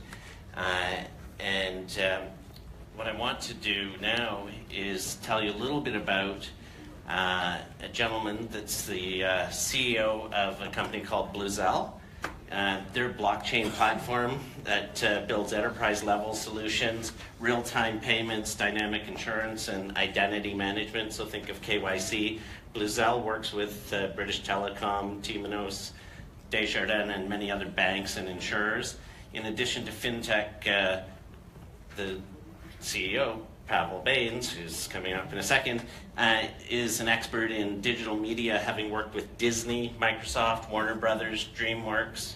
And Pavel is also a frequent contributor to Forbes, Huffington Post, Fast Company, and writing articles in the area of finance and digital media. So I want to call up Pavel Bains to do an introduction.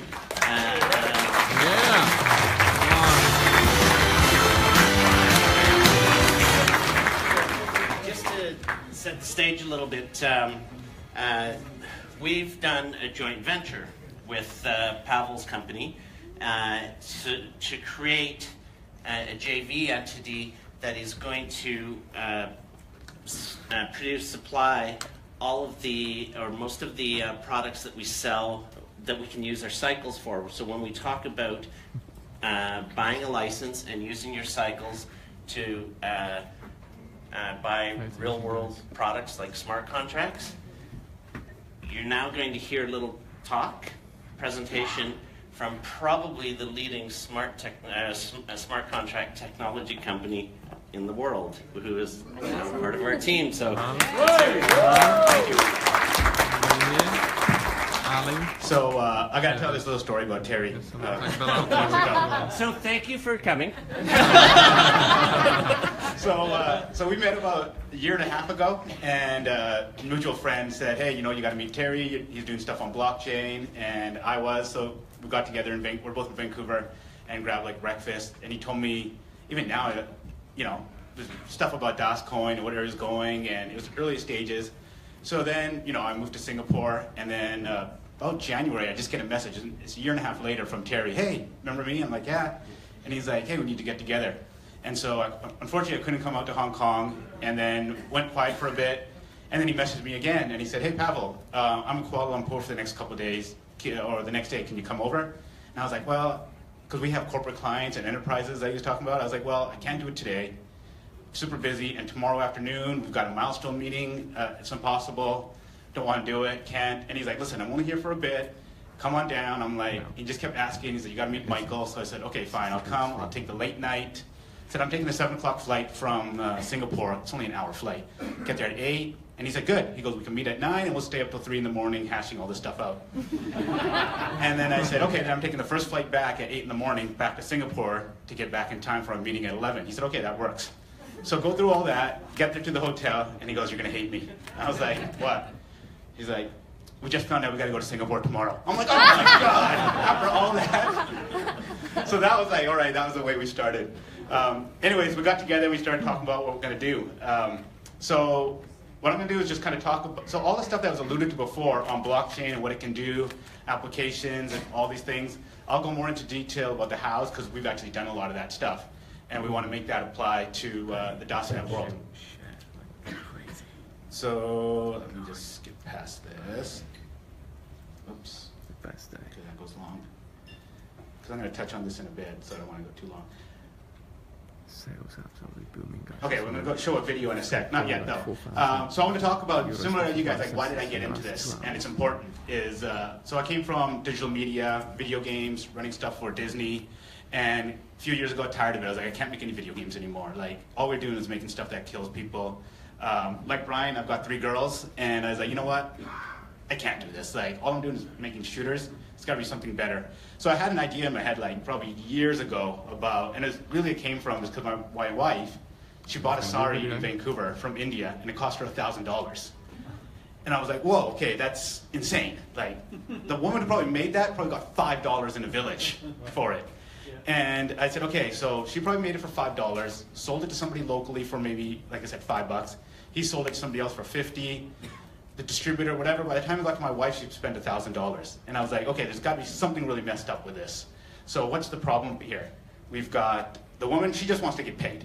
That's all that matters to her. And my wife, she wants something authentic, that it was properly done and logistics are there. So at that time I said, logistics can be tracked. Okay, we can figure that out if, whether it's DHL, FedEx, it can authenticate that the good got to her. But the problem still is the woman still couldn't get paid. That's why she goes to the local person. She's got to get rupees. So then I realized, well, the phone would change all that, but this was early on. So then a couple of years ago, stumbled upon Bitcoin. Okay, what's this all about? And the more like I dug into it, I was like, wait, that solves that problem, that payment thing. If my wife could get her Canadian dollars here, convert it to something or whatever, in the end, the woman would get rupees on her phone, and now problem solved. So instead of getting $5 for that sari, what if my wife just said to her, listen, I'll give you $1,000 to send me 5 saris. You can get $200 for each. Deal done. So that was kind of the inspiration of where can that go. And so that's when we said, okay, I got to get into blockchain and Bitcoin and understand what can this stuff do and what can it really go for. I wasn't overly concerned with the currency at that time. I was like, what's the underlying technology and the applications? So that's when we started, my CTO and I, who came from Google, worked for Lufthansa. He was part of a different Bitcoin startup that got sold. So we connected in Vancouver and started the company, and that's when I met Terry. So one of the things that's core for you guys to recommend, because you guys understand the currency and you're understanding all the layers now, is when you hear and this is the role we play, and the video here that's going to go is going to show that. The blockchain is a protocol. So what I mean by that, like the internet is a communication protocol, the blockchain is a value protocol. So if I just give you the blockchain, it doesn't do anything. It's like if I give you guys the internet, you don't know what to do. It's like, well, what am I supposed to do with it? Well, you need a browser, you need an ISP to connect to it, and you need a browser to connect to it that gives you access to it, and then you need an application on top of it. So there's too many things out there where it's just like, oh, here's a blockchain, and you can do stuff. What's core is how do you connect to the blockchain? What's that ISP? What's that middle part that does? And what are those applications? Everybody can allude to all these dream projects, but you have to have those applications that allow you to do stuff. And that's where we fit in. So you can play the video now. Like the internet, the blockchain can innovate how businesses operate. But imagine trying to use the internet without a browser and a video site to go to. Inconceivable, right? You need apps and a way to connect to the web. No one is giving finance companies the applications or ways to connect to the blockchain. There's a clear gap. We're here to fill that gap. Introducing BlueZell, a platform that builds blockchain-based applications and provides the network for them to run on. How does BlueZell work?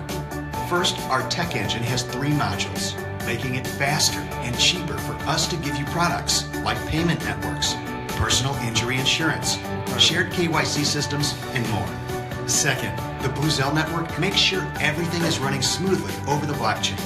This includes high redundancy, full encryption for security, and fast transactions for utmost performance. BlueZell takes care of all the blockchain plumbing, leaving you to focus on what you do best, the end customer. Stop trying to figure out how to put the blockchain puzzle together. Contact BlueZell now to see what new products and revenue streams our platform can deliver for you. Okay. Nice. So similar to Carta and Brian's company, we're back end, we're plumbing, we're behind the scenes. And that's where the mesh came up with Terry and Michael, was that, hey, you guys are doing a lot of the stuff that could actually run on the DOSNet, the blockchain, and provide some of these applications that we're going to need. So when we say, like, take away all that hard work, because our current customers were corporations. And so it's like, hey, you just want the application, we're taking out all the hard work for you guys. Okay, so what this diagram here is, I'm going to go into basically, you got one part that says the BlueZell network, and that's all, you see all the different components of that. So that's what kind of would ride on top of the DOSNet platform, where it would show that, hey, this is These are the cool things that you need. These are the core components that will make us do these applications. In the middle, you see Bluezell modules. So what we've done is taken 3 different core parts that we feel will be important to any application we make. So one time, the stuff that we touched about in Africa, real-time payments, which goes to remittance. We're doing mobile wallet solutions. We're talking to a bunch of different countries about that because financially underbanked. Smart contracts is going to be key. I'll touch on that. That's the stuff that allows you to self-execute and a lot of things that we'll be building on the DOSNet. And then records management goes once again to a lot of stuff that was alluded to in the prior presentation about health records, property rights, things like that.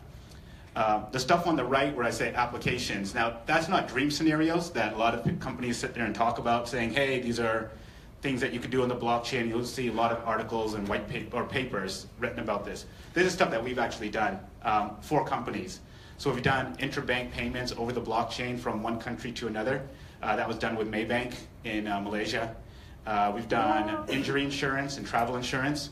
I'll show an example of that coming up, but that was for 2 global insurance companies. So really it's about leveraging the blockchain to create an insurance product. Hospitalization, mobile wallet systems, just talked about. A big one is KYC system. That alludes to identity management, which is really core to authentication on the DOSNet or any country that we go to. So what we're doing there is we've got 3 banks together in Singapore, and is backed by the Monetary Authority of Singapore about how can you build a product that allows us to onboard a customer once, which can take up to 2 to 3 weeks. So if I go to Bank A and say, okay, Pavel got onto there, everything's done, I go to Bank B, and then all of a sudden they go, oh, Pavel's already been authenticated on the network, open his account now, doesn't take 2 to 3 weeks. So that's problem solved for the user because they don't have to take too long and bring all these documents. The bank or the financial institution, anybody's happy because they don't have to take all the time to process because it's a big cost of doing compliance for that. So we're solving all those problems.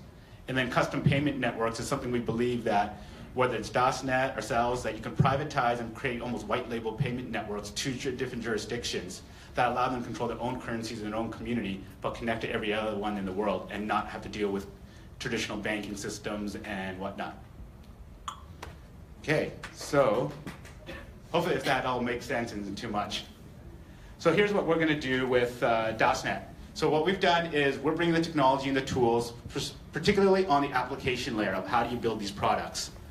DOSNet, DOS Financial has the network and the platform and the distribution of all these people, and we've got a system that stuff needs to be utilized. So when Michael was talking about earlier about we need utility, well that's what we're going to build with those products. So then together we'll sit there and design what are those specific products that this market needs, that all the stuff that we touched on, and how do we deliver them through this platform. And then the IP, the products that we come up together, that's going to sit in this new entity. So that way we've got value in there and value for the network and value for everybody. So that's how that partnership's going to work.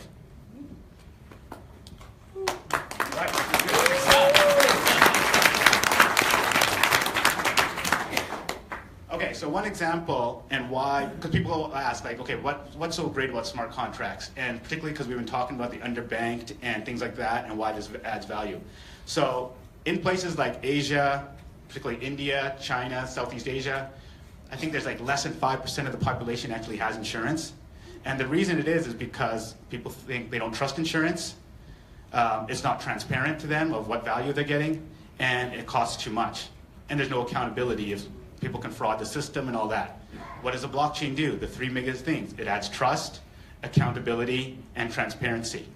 So now all these insurance companies, whoever it is, they need to target a new market of millennials and underbanked who essentially just don't trust insurance. They can't do the traditional model of charging them too much because people don't like it. So if you use a blockchain-based system, you can take away a lot of the invoice, the real-time claims management, and the ability to issue a policy and collect money. If you do it on the blockchain, you bring that cost significantly down. So what that means is that insurer can now offer a lower price product to that new customer in the emerging markets and the underbanked. So now they don't have to get like this super expensive car insurance, get something that's way more reasonable that might be usage-based. So that's how that ties together. So I'm going to show a video now. This sound, can you turn the sound down on it? It's easier for me to just talk through it. So what I'm going to do is, what we're going to show in this video next is how a policy can be purchased on the blockchain, how the claim can be requested because something happens, contracts executed, and then you get the claim processed. So, yeah, go ahead. So this is on a mobile app and is designed to be, can't show the logo of the company that it's for, so we just called it the Digital Village Shield. You should be able to just click on the middle and play.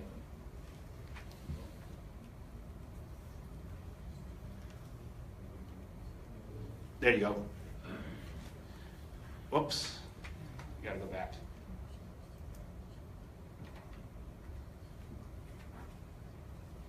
Okay, so I'm gonna just talk through it. So this would be a mobile app, it's a personal injury insurance. Somebody's logging in and says, okay, I'm gonna buy some personal injury insurance. And they're picking on their terms, months, year, term, how much coverage they want, and then go buy now. Let's assume that the name's already in there. So now that smart contract was set up, and you can't see it clearly right now, but that's a hash behind it saying, now that insurance policy is on the blockchain and it owns to Pavel, and we know everything that he's covered for. And then the ID number just relates back to the blockchain, whether it's on DOSNet, and say, okay, here's where it exists. Okay, so now let's just say I'm out there skateboarding, going around and saying, something happens to me. Hopefully it'll come up. So what happens is I'm going to look up on there, hey, I'm out, what's an authenticated walk-in clinic on the DOS network, on this network that I can go to. There we saw the Shenton Family Clinic in Singapore. I clicked that, it was an accidental fall. And now what it's doing is going back to the blockchain and authenticating, is this clinic correct? Does Pavel actually own this policy? And is he covered for this? Yes. Came back, authenticated that, now it says, okay, take a photo of your injury and load it up. And hopefully that'll show that. You'll see my nice hand.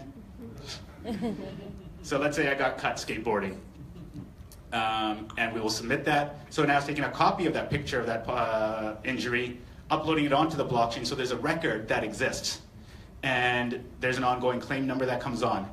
And the doctor who's there, or whoever's working, theoretically would basically sign off, because they have their own, let's say, encryption key or the private key, and says, yeah, Pavel did come in here, did all this, and cool, we can go.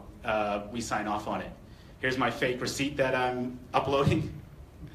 So it would read that, the OCR of that, go back to the doctor and say, okay, sign off on this, everything's good, and submit it. And so what that's doing is taking all that information, sending it back over the blockchain to the network and saying, hey, everything's legitimate, it's good, it's in review, and there you go. Payout will appear in your bank account in a couple days. If they had a web wallet, it would just come directly to their web wallet once it's all connected. So what happened there was, as the user, I didn't have to go home, take pictures, fill out all these policy forms, fold it up, make copies, send it to the insurance company, wait 6 months just to get a rebate back for something. What happened, all this was done in real time, took all the processing away from the back end and the front end, user leaves happy, and we can go on with their day. Yeah. Amazing. So now what we want to think about is those applications that apply all the stuff that we want to do on the DOSNet network and the things that can be done. So like some of the examples that we had, we're mapping them out now with Michael and Terry is, okay, what are some first use cases? Some stuff would be for, let's say, the network leaders of if they have people underneath them and how when they build a downstream and performance measurements are done, we can build a smart contract that measures everybody's performance and what they get, and if they meet those, we could automate that, and then those contracts are executed and performances are paid out, or if they have to go transfer to somebody else, it can be done on real time. Once again, you don't have to do any paperwork, you don't have to wait months, you don't have to fill out this. It's all transparent, all the ledgers are there for everybody to see, everybody's accountable, so no one can be cheated and no one can feel that somebody didn't deserve it. It's all there right there and it's done properly. We'll set up that contract, you guys put in the terms, and execute that over the network. Other one that we had a concept Terry brought up was that if you had Bitcoin and something happened to you, a family member, let's say I had Bitcoin, I passed away, how do I authentically give that to my family, my kids? There's nothing there. So what we're talking about is how do you take that concept and make wills through smart contracts that are authenticated on the blockchain, and if everybody's authenticated on the DOSNet, whoever can pass over automatically their holdings to the right person because it all got self-executed. So those are just two of the examples that we'll be working on. A bit about our team. We're based in Singapore and Vancouver. Got top engineers that we're building up. They're all based on machine learning, cognitive science. Some guys wrote their paper on blockchain security and artificial intelligence. So building top guys who are going to build out this cutting edge technology and all the applications we want to see. And that really sums that up there for us. So one last thing I want to say is, because I'm super happy today, not just this, but something else. It's just about, and it comes down to just like a lot of the videos you saw and all the stuff is emerging technology and having the belief and conviction. I just read I got a news right now from a former mentor of mine whose company just got bought by MasterCard, like today. Wow. What's amazing is that he started it 10 years ago. He's a lawyer turned CEO. He went into internet security, something he didn't even know about. Had a kind of a wacky initial idea, pivoted, but he just grinded through it. And so many times he told me he was ready to stop and quit and never did. And even just in December I was with him and he's like, oh man, this grind is killing me. And I don't know what I'm gonna do. And and he came to the business, he came into the business, especially enterprise software, really late. But right now, today, just basically the news was like, hey, MasterCard just bought the company. And I'm like, I'm happy for him as I would be for myself. So I'm just like, what I took away from that is that he just didn't quit and said, yeah, I'm new to this, but he just pushed through. So even though all this stuff that we're doing is like really cutting edge tech, get a lot of pushback. I deal with banks every day. They push back. I could pretty much stop any time and call it a day. But it's like, no, we're all going to be right. I have that feeling. So, you guys, good on for you to sign up and start working on this. It's undisclosed. So anyways, the point is that it's great to see everybody here and really excited on top of a new technology, which is cutting edge, could feel scary, but feel free to come by and ask me any questions. Thank you. Brilliant. That's awesome. Thank you very much, Pavel. Oh my God. What do you guys think? Isn't that amazing? Yeah. So that now concludes our day, and so I think, are you going to come back up and do a few closing remarks? And that's awesome. So thank you, everyone. We'll see you tonight. So before you head off to your rooms to prepare for tonight, I just have a couple of remarks to tell you. At 5:45, there's going to be a bus leaving, or a couple of buses leaving, to the tonight's location, which is the Dolder Grand on the top of Zurichberg. So please be on time. And we have prepared a couple of small surprises outside. When you're gonna go now, you're gonna see a couple of accessories that we would like you to wear tonight. They are divided for men and women.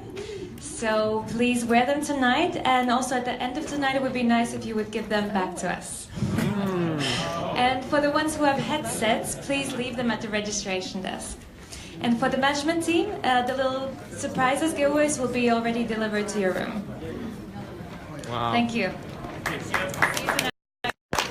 Guys, did you guys see it? We're going to build it like crazy. We're going to be at every single event, conference, leadership, meeting that's going to be organized for that point. Again, do not just find anyone at random to sign up. I've seen how important it is to join the right team. A lot of you who are watching this live are already in our team. If anyone who's watching this isn't, get in touch. I will connect you with either myself or one of my leaders. Hi. Debbie Cassidy is one of them. Guys, my phone is blowing up. I'm sitting here at the conference doing license after license. If you're not on board, get on board. Dascoin is the future of everything. We're going back to the lobby now. Laptops, just starting up our laptops. We've got so many licenses we need to process because today is the day. The minting starts tonight. Everyone who still joins today will benefit greatly. Others will have to wait a little bit more to get their coins, to get the cycles, to be able to use them. Today is the day to take action. Let's do it, guys. Come on. Let's get do on it. your phone, message us. All right. Dascoin. Yeah. Debbie out.